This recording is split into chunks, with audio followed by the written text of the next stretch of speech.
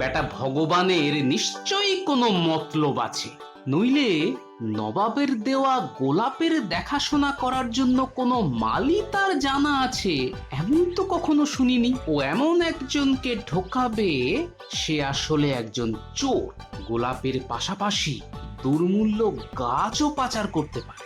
না, এর একটা বিহিত করতে হবে। আরে পুঁটির বাবাই তো আছে, ও তো সারাদিন বাগান নিয়েই আছে, ফুল ফোটাতে দারুণ ওস্তাদ। ওকেই তো রাজবাড়িতে মালি হিসেবে নিয়োগ করা যেতে পারে। দেখি মহারাজ কি বলেন। আরে তুমি যে এত ভালো বাগান করতে পারো এতদিন তা লক্ষ্যই করিনি। গোলাপ কখনো ফুটিয়েছো? কেন ফোটাবো না গোপাল দাদা? ওই দেখো, ওই দেখো, আমাদের বাগানেই তো কত গোলাপ ফুটে আছে, টুকটুকে লাল, গাঢ় লাল, সাদা।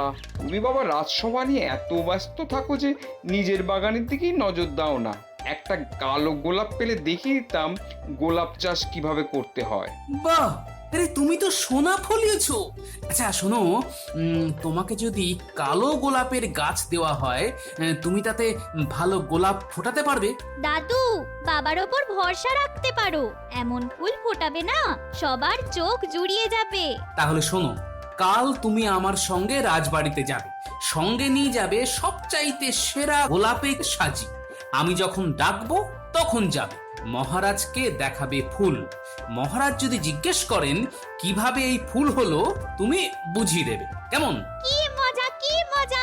বাবা এবার থেকে রাজার বাড়ির মালি হবে।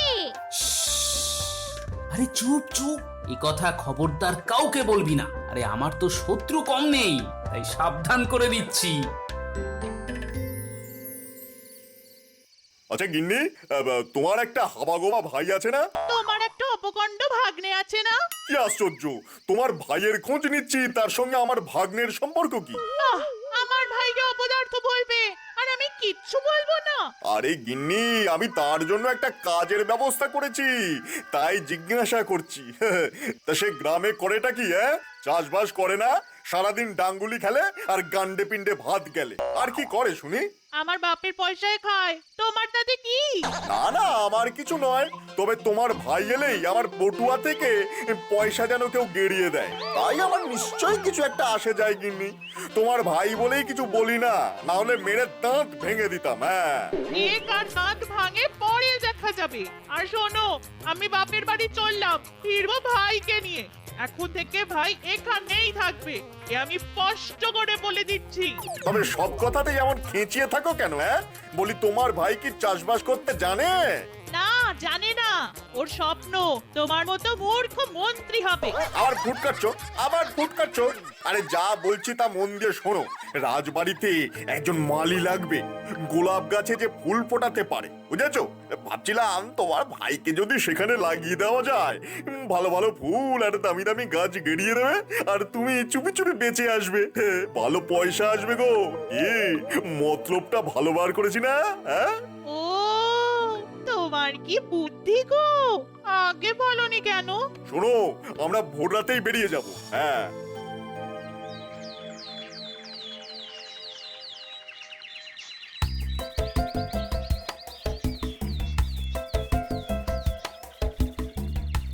ভগবান পৌঁছানোর আগেই মহারাজের কাছে পুঁটির বাবাকে মালির কাজটা পাইয়ে দিতে হবে, নইলে ওই বেটা যে কোন চোরকে ঢুকিয়ে দেবে কে জানে।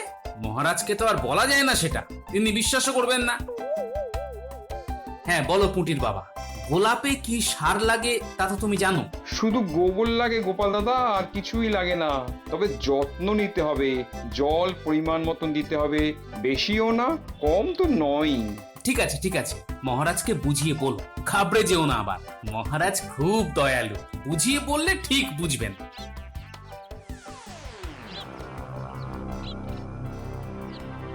কি ব্যাপার, গোপাল গোপাল পুঁটির বাবাকে নিয়ে এত সকাল সকাল রাজবাড়িতে যাচ্ছে? কোনোদিন তো ঠিক সময়ে আসে না, নিশ্চয়ই কোনো মতলব আছে। পুঁটির বাবাকে কি ওই মালির কাজটা পাইয়ে দিতে যাচ্ছে? যাই, ভগবানকে খবরটা দিয়ে আসি। দেখো আমার মান রেখো, এটা কিন্তু কালো গোলাপ। নবাব বাহাদুর মহারাজকে উপহার পাঠিয়েছেন, ভালো ফুল ফোটাতে হবে, বুঝেছো? তোমার একটা ব্যবস্থা করে দিতে পারলে তবেই আমার শান্তি। তোমাদের জন্য তো আর কিছুই রেখে যেতে পারলাম না। গোপাল দাদা, এসব কি অলক্ষণে কথা বলছো?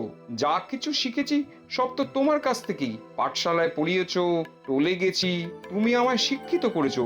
এটা কি কম কিছু? এতদিন খাইয়েছো, আমার বিয়ে দিয়েছো, বড় করেছো।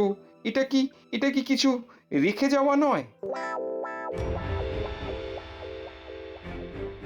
মন্ত্রী মশাই, ও মন্ত্রী মশাই, আরে আরে এদিকে যে সর্বনাশ হয়ে গেল।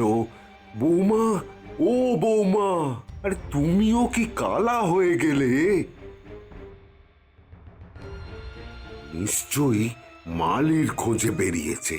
এদিকে গোপাল আবার ওই পুঁটির বাবাকে মালি বানিয়ে দেবে। দুজনেই রাজবাড়িতে। এবার তো গোপালের নাগাল কেউই পাবে না, ধরাকে সরা জ্ঞান করবে। আরে আরে গোপাল, তুই কি মূর্খ রে? আরে একটু সবুর কর, মহারাজের কাছ থেকে আগে অনুমতিটা নিয়ে নে, তারপর তো আনতে যাবি। যাগে আমার আর কি, তোর ফাঁদে তুই পড়লি, তো আমি কি করতে পারি?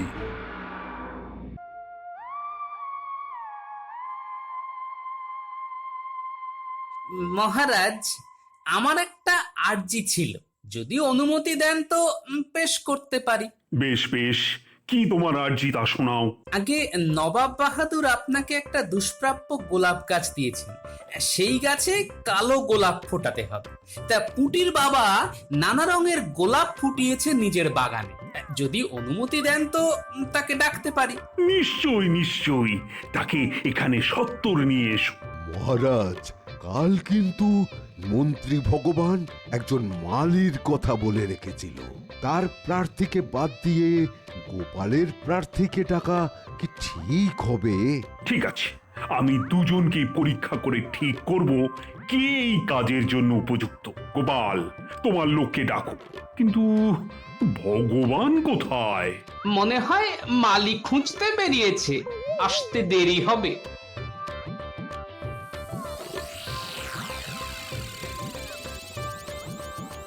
আরে, হে তো তোমার আদরের নাতনি পুটির বাবা। তা ও কবে থেকে গোলাপ চাষ শিখলো? নিজে নিজেই মহারাজ, বাগান করা ওর খুব শখ, বিশেষ করে গোলাপ। তা পুটির বাবা বলছি, তোমাকে একটু অপেক্ষা করতে হবে যে, মানে আমাদের মন্ত্রী মশাই যদি এক্ষুনি আসে তো ভালো, নইলে তোমার চাকরি হয়ে গেছে বলে ধরে নাও। মহারাজ, আমি কারোর চাকরির সুপারিশ করতে আসিনি, এসেছি এমন গোলাপ নবাবকে উপহার দিতে যাতে তিনি সন্তুষ্ট হন। পুটির বাবা গোলাপ ফুটিয়েই বিদায় নেবে। কে বিদায় নেবে আর কে নয় তার সিদ্ধান্ত কি তুমি নেবে না আমি?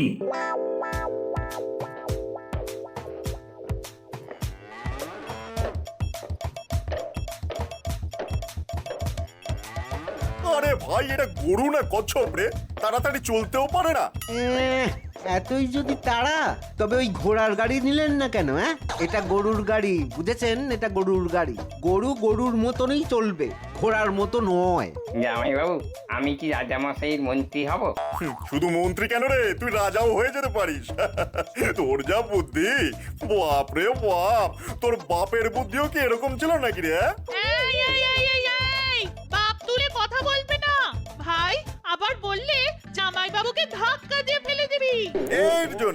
এর জন্য কারো ভালো করতে নেই। হ্যাঁ, তোমার ভাইকে রাজবাড়িতে চাকরির ব্যবস্থা করাবো বলে এত খাচ্ছি, আর তুমি আমায় ধাক্কা মেরে ফেলে দেবে?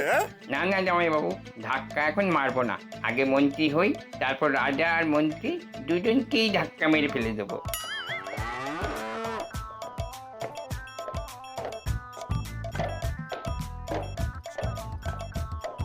না বই তো, আর অপেক্ষা করা যাবে না। আর পুটির বাবাকেই বা আটকে রাখা কেন? আরে, ওর তো কাজকর্ম আছে নাকি?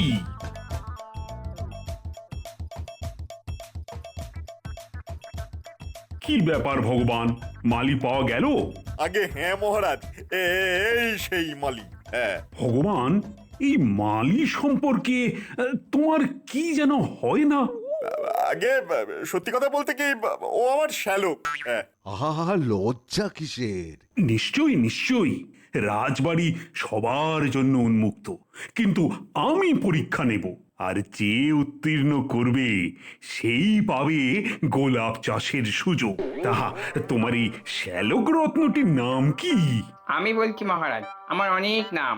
বাবা আমায় ছাগল বলে ডাকে, মা গরু, পাড়ার লোকেরা বলে গাধা, এক সময় পণ্ডিত মশাই আমাকে উল্লুক বলেও ডাকতো। ব্যাস ব্যাস ব্যাস, আর দরকার নেই।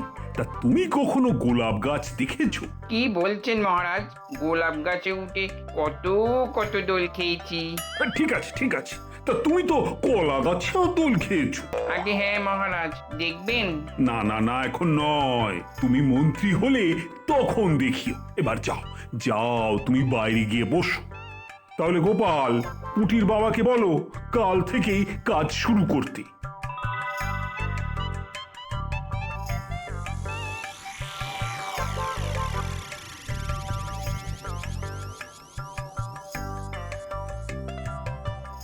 একটা শ্যালক জুটেছিল বটে আমার কপালে। তা যা বলেছেন জামাইবাবু, আজ কেমন মহারাজকে দিলুম, খুশি হয়েছেন না? আর একটু খুশি হলেই না তোকে শুলে চড়িয়ে দিতেন। তোর বাবা তোকে কোথা থেকে নিয়ে এসেছিল রে? এই আবার বাবা তুলে কথা বলছো?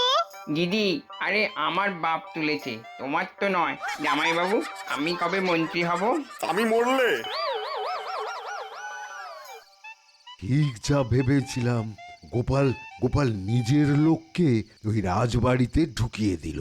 ভগবান আর ওই লোক পেল না। হ্যাঁ, ওই রকম একটা অপগণ্ড শ্যালককে মালি সাজিয়ে এনেছে। হ্যাঁ, ব্যাটা তো একেবারে ওই হাবা বোবা।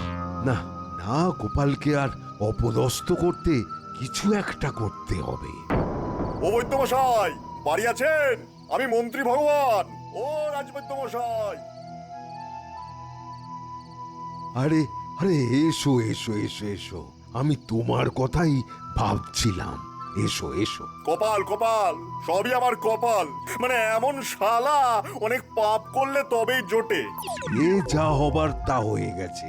এবার এমন একটা ফন্দি বার করতে হবে গোপাল যেন মহারাজের কাছে অপদস্থ হয়। হ্যাঁ, একটা জবরদস্ত বুদ্ধি বার করতে হবে।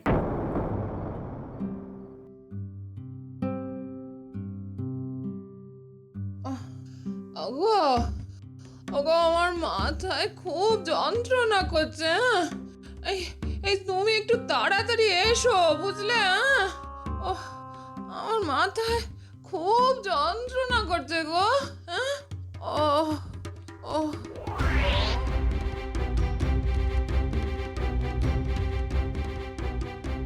শোনো, একটা ফন্দি মাথায় এসেছে। গাছটা বড় হোক, এখন কিছু করবার দরকার নেই। কুড়ি এলে যেদিন মহারাজ তা দেখতে আসবেন সেই রাতেই বদল করে দেব।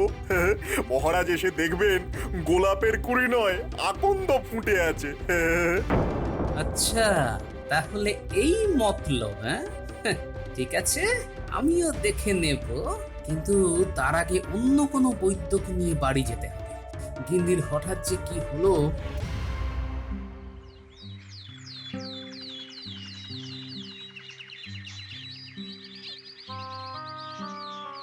কি হে, বাঁদরের মতো লাফালাফি করছো কেন? গোলাপের কুড়ি ফুটেছে, মহারাজ নিশ্চয়ই খুশি হবেন।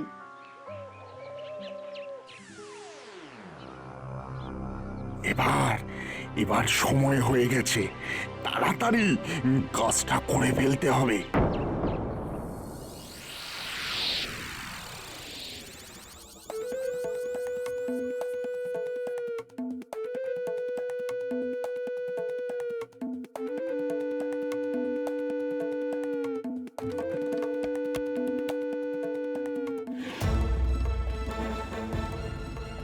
পেয়েছি পেয়েছি পেয়েছি, মন্ত্রী যেমন বলেছিল ঠিক তেমনই পেয়েছি।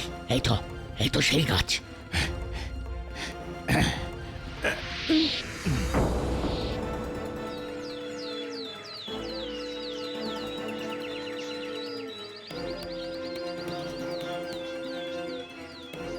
ইহে মালি, তোমার গোলাপ দেখাও। এদিকে আসুন মহারাজ।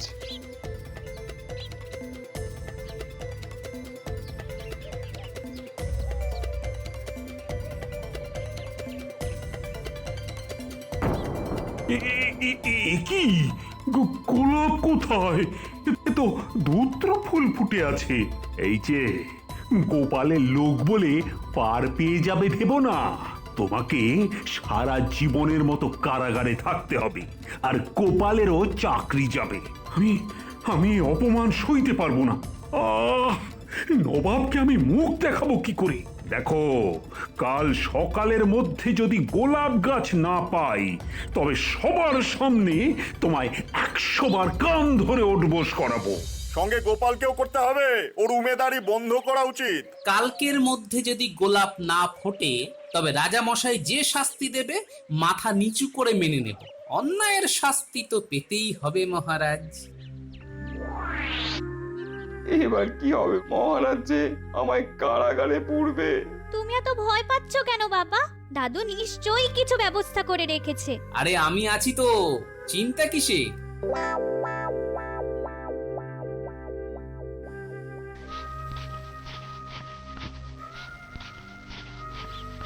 কে গোপাল, গোলাপ কোথায়?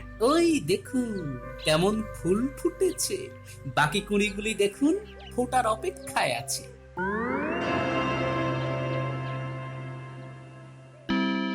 এবার আপনি নবাব বাহাদুরকে খবর পাঠাতে পারেন। দূতের সঙ্গে 2টো কালো গোলাপও পাঠিয়ে দিন। উফ, কি ভালো গোলাপ! আহা, কালো গোলাপের সৌন্দর্যই আলাদা। গোপাল, পুটির বাবা চাকরি আমি পাকা করে দিলাম, আর বেতনও দ্বিগুণের বেশি হয়ে যাবে। আচ্ছা, সেদিন তাহলে কি দেখলাম? ষড়যন্ত্র মহারাজ। আমাকে অপদস্থ করতে নতুন মন্ত্রী ভগবান এই চক্রান্ত করেছিল। সেদিন আমি গোলাপ গাছ সরিয়ে না দিলে নবাবের দেওয়া উপহার আজ রাস্তায় গড়াগড়ি খেত মহারাজ। ও, তা ভগবান যে এই কাজে যুক্ত তার কোনো প্রমাণ দিতে পারো? আগে আপনার হুকুম ছাড়াই ওর লোককে আমি পাইক দিয়ে ধরে রেখেছি। আপনি আদেশ করলে তাকে পেশ করতে পারি। বেশ করেছো, বেশ করেছো। দুজনকেই আমি রাজসভায় নিয়ে আসার আদেশ দিলাম। এই যে তুমি এই কাজ করেছো? আগে আগে হ্যাঁ মহারাজ। তা কার কথা এই দুষ্কর্ম করলে? নতুন মন্ত্রী ওই ওই ভগবানের কথায়। মিথ্যে কথা, মিথ্যে কথা মহারাজ, মিথ্যে কথা। চোপড়াও! আই, কে আছো? এই দুজনকে কান ধরে 100 বার উঠবোস করাও। ধন্যবাদ গোপাল দাদা, তুমি আমাকে বাঁচালে। এ তো আমার কর্তব্য। রাখে গোপাল, তোমারে কে?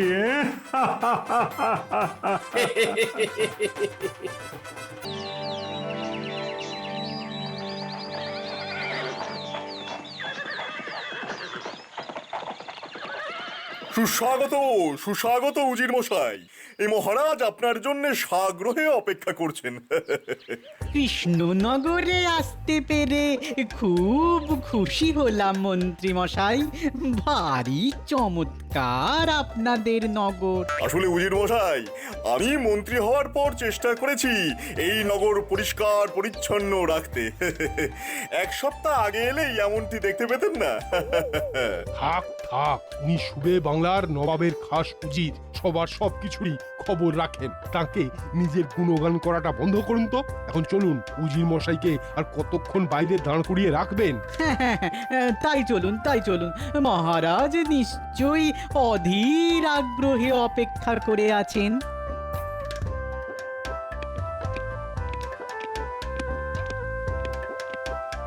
কৃষ্ণনগরে আপনাকে স্বাগত উজির মশাই। নবাবকে আমার শুভেচ্ছা জানাবেন। নিশ্চয়ই নিশ্চয়ই মহারাজ। আসলে নবাব আমাকে পাঠিয়েছেন একটা বিশেষ কারণে। আপনার ওপর প্রসন্ন হয়ে নবাব বাহাদুর আপনাকে একটা উপহার পাঠিয়েছেন। নবাব বাহাদুর এই কালো গোলাপ গাছের চারা আনিয়েছেন দিল্লি থেকে, শুধুমাত্র আপনার জন্যে। এখন আপনার কাজ এই গাছে ফুল ফোটানো। ফুল ফুটলেই নবাবকে সেই ফুল পাঠিয়ে দেবেন মহারাজ। আর নবাব বাহাদুর তো খুব খুশি হবেন। সেই ব্যাপারে আপনি নিশ্চিত থাকুন উজির মশাই, এই গাছে ফুল ফোটানোর জন্য আমি বিশেষ একজন মালি নিয়োগ করব। মহারাজের এই উদ্যোগের প্রশংসা করতেই হবে। মহারাজ, এই ব্যাপারে আমার একটা আর্জি ছিল। আসলে আমার জানাশোনা একজন ভালো মালি আছে এই গোলাপের খুব পারদর্শী। হ্যাঁ, যদি বলেন তো তাকে ডাকতে পারি। হ্যাঁ, আহ ভগবান, তুমি চুপ করবে। এটা আমাদের ঘরোয়া আলোচনা, আর উজির মশাইয়ের সময় নেই তা শোনার। এ নিয়ে পরে কথা হবে। ঠিক ঠিক ঠিক, এখন চলুন, একান্তে আপনার সঙ্গে কিছু কথা বলেননি। নবাব কিছু কথা আপনাকে জানাতে চান। তাহলে আজকের মতো সভা মুলতবি করা হলো, কাল আবার দেখা হবে।